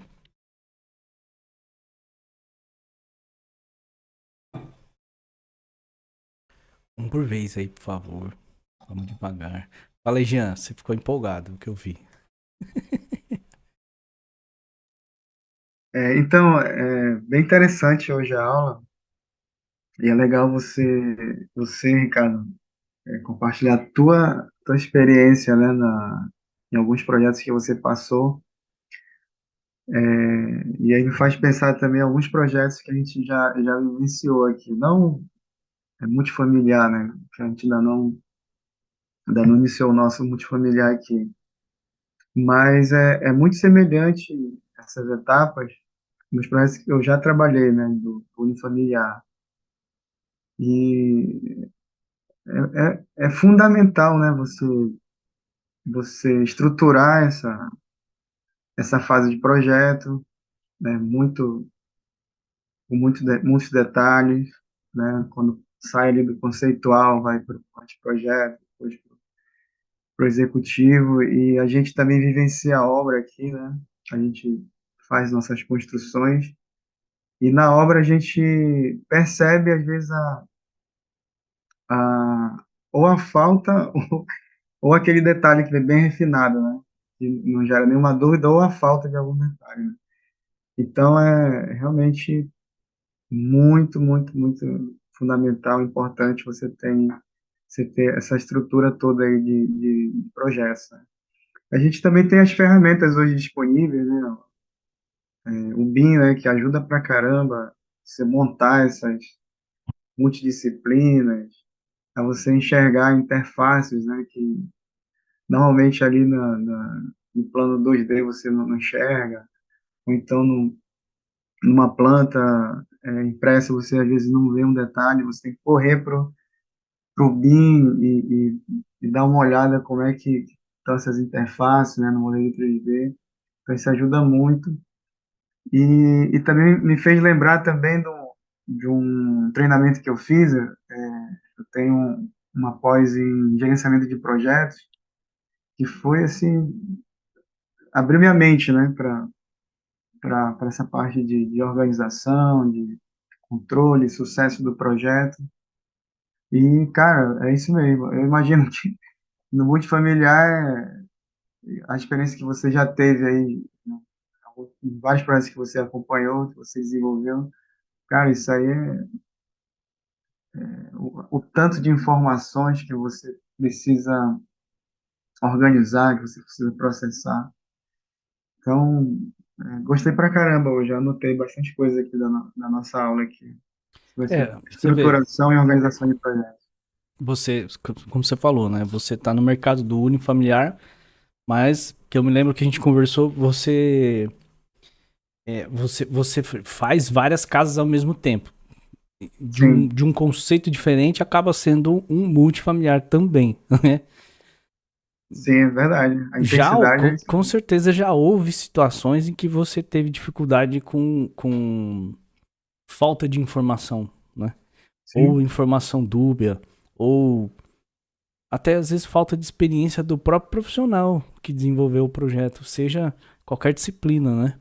É, é mais comum arquitetos de início de carreira, né? O cara já sai da faculdade, já sai prestando serviço, engenheiros menos, mas até eu sempre falo, né, que eu fiz esse caminho. Tem aquele Geraldo Rufino que ele fala assim: se você quer ter uma empresa, é melhor você primeiro empreender no CNPJ do outro e depois você abrir o seu negócio, né?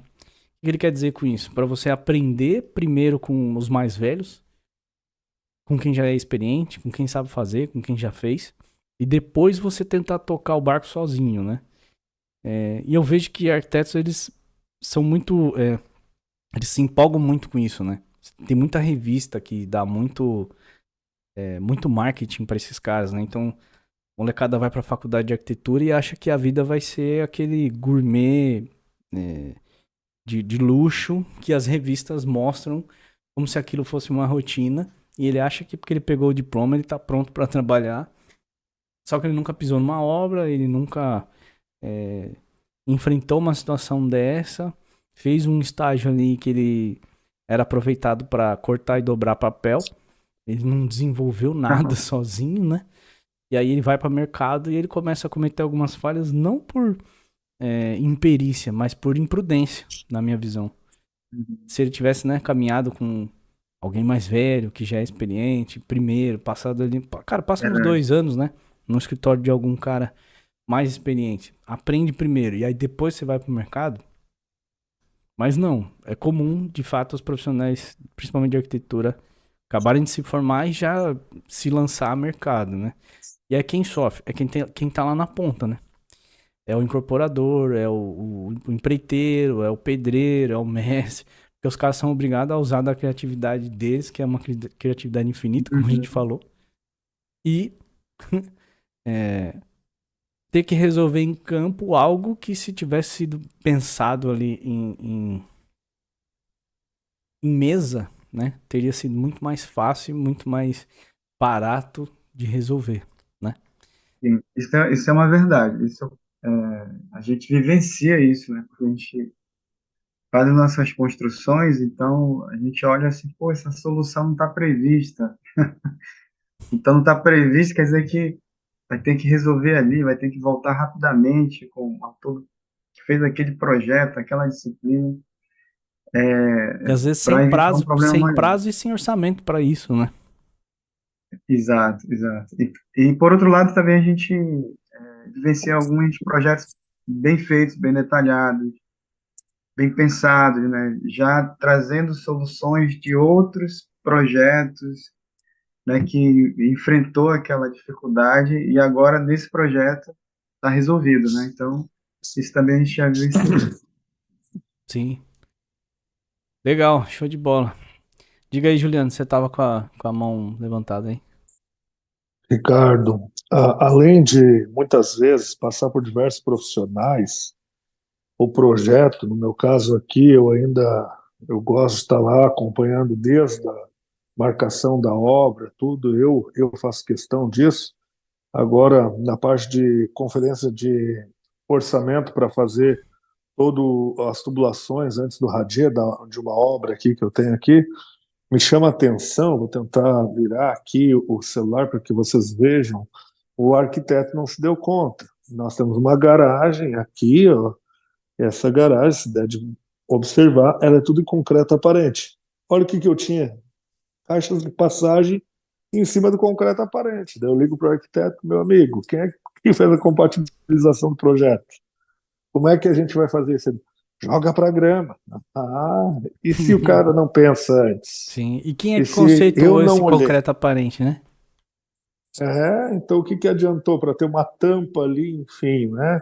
E outras experiências do lado de cá como construtor, empreiteiro, e nós vindo para esse mercado de corporação, cuidar bem o escopo do que é combinado também com o projetista, com o arquiteto, porque depois aquilo que não está, aquela máxima, que não está no papel, não está no mundo, né, o Uhum. Ricardo? Então, às vezes, a gente vai lá, faz um planejamento.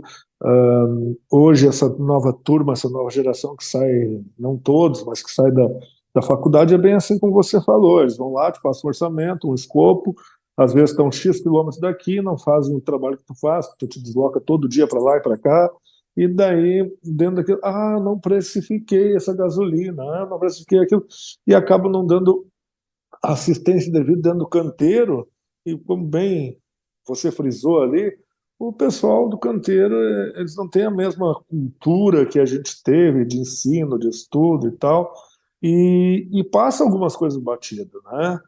Essa menina aí, que não se ateve nas legislações municipais, ela olhou pelo unifamiliar, mas esqueceu que os sobrados é quase constituído um condomínio edilício, onde ele é multifamiliar. Então o recuo não era de 2 metros, A era aplicação era quatro diferente, metros, né?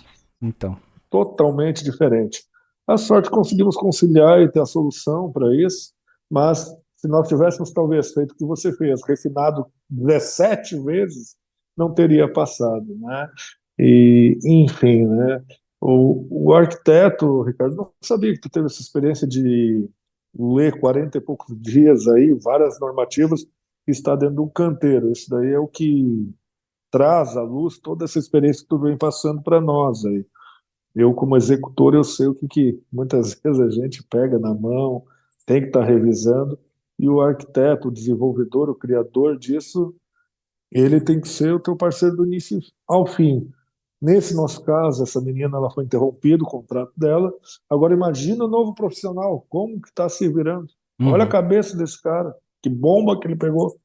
Sim, Né? eu brinco que, assim, eu sou o arquiteto mais pé no barro que alguém vai conhecer, acho que nessa vida. Por quê? Porque eu gosto de estar lá no canteiro, porque é lá que a gente prova se aquilo que a gente planejou é de fato execuível, né? Se você de fato vai conseguir alcançar o objetivo esperado. Porque o papel aceita tudo. Eu posso desenhar uma linha de 10 centímetros e escrever que tem 1000. Beleza, foi um erro de um zero a mais ali, 2 zeros a mais. Mas, cara, é um erro grosseiro, né? A gente não pode cometer essa falha só porque o papel aceita tudo, né? Eu brinco que arquiteto é petulante, né? Porque a gente coloca a informação lá e a gente acredita que vai dar certo. Teve uma ocasião aqui no escritório, que uma pessoa que trabalhava com a gente desenvolveu um detalhe. E o detalhe no desenho, na leitura de desenho, tava bem bacana. E aí eu virei pra ela e falei assim, pô, legal, bacana. Como é que faz isso aí? Como é que executa esse negócio, né? Tá muito seu desenho tá lindo, maravilhoso. Mas como é que faz? Você sabe fazer? Ah, não sei. Eu falei, então como é que você garante que a informação que você colocou aí vai ser seguida? Então, assim, a falta de experiência, né, de canteiro de obra, de fato de saber, de pisar lá, de estar com o pedreiro, de estar com o mestre, de estar com o carpinteiro, com o armador, com o instalador, com o eletricista, com o encanador, com o cara do incêndio, com esses caras todos e ver ar-condicionado, né? Quantas vezes a gente pegou interferência de duto de ar-condicionado, pressurização de subsolos, né? Que são dutos muito grandes e tal. Imagina, você tem pressurização em subsolo e você tem esse problema de pé direito que a gente falou. E você tem um tubo lá de 60 centímetros de altura, aí não passa nem um carro. E acontece, Verdade. acontece, né? Até a questão, Ricardo, desculpa interromper, da mudança geográfica do profissional, tá? Tipo, aqui como o litoral é muito próximo da serra, aqui no Rio Grande do Sul, em Torres, alguns arquitetos estão migrando da serra para cá e vem e faz aquela armadura junto com o engenheiro, ferro, carga pesada. Daí a gente vem com a nossa experiência, apresenta um profissional daqui para somar junto. Nós estávamos aqui com uma carga aqui de ferro que nós íamos gastar numa casa quase 8 toneladas. E o camarada vem de uma experiência da serra, com tubulão, com esse tipo de fundação mais pesada, e a gente vem e traz para a engenharia daqui do nosso escritório, onde a gente trabalha com mais leve a nossa carga estrutural. Ou seja, nós tivemos uma eficiência de 3,2 toneladas na ferragem. A redução de mais de Então, 50% de custo. É isso aí, meu irmão. de Então custo. tem que estar atento a tudo isso. Não é porque o arquiteto é meu amigo só e está lá em Caxias, eu vou construir no litoral minha casa, eu vou levar esse arquiteto. Não, vou ter que pegar uma segunda opinião daquele que está lá no litoral ou vice-versa. Eu acho que essa network, essa troca de ideia, ela deve ser muito se manter muito bem isso daí para que tenha sucesso. Quem é que vai ter o sucesso? É o nosso cliente sempre, né? Exato. Então é isso, meus caros. Vocês ficaram aí com a aula de hoje sobre os estágios de projetos na incorporação imobiliária.